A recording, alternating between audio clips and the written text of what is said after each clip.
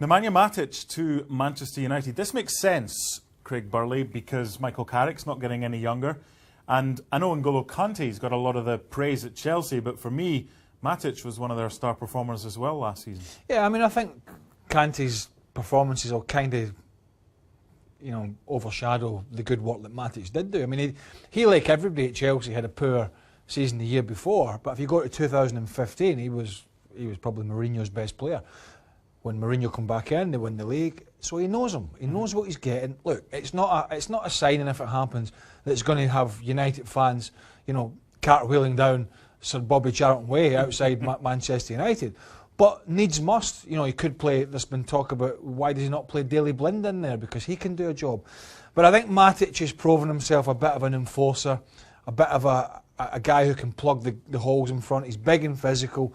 And if he's at the right price, and we believe Chelsea are in for Bakayoko from Monaco, which could mean he's surplus to requirements, this makes sense. When you look at if he signs, they've already got Lindelof, who's a big, tall, imposing centre-back. They're extending the spine of their team with physicality with Matic as well. Is Mourinho going to try something different next season, do you think? No, not really. I mean, I think he's going to go for power and pace, which is ultimately the modern game. Some do it differently. But I think he's going to go for the big, strong, physical players and then try and get the pace out wide and up front. And I think that's how he's going to do it. If you look at Paul Pogba's some specimen of a guy. He's over 6 foot. He's big and strong as well as being a playmaker. So I think he's going to fill his team with a physical presence and a bit of pace out wide to complement that. If you think about Ibrahimovic, he's not there anymore. But how big and physical he was as well. So this Matic signing, and primarily because he knows the player as well, so he knows what he's getting. I think this has got an 8 out of 10 happening.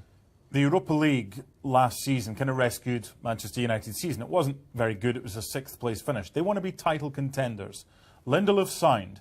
If Matic signs as well, how many more do they need to become title contenders in your eyes? I still think they need another 3 or 4. Lindelof's been playing at Benfica, but he's still a relatively young man, and this is another step up for him. Yes, he's a Swedish international, but I still think they need more. They need that striker and maybe a backup to that striker, and I still think they need to get a bit more pace out wide. Martial hasn't cut the mustard.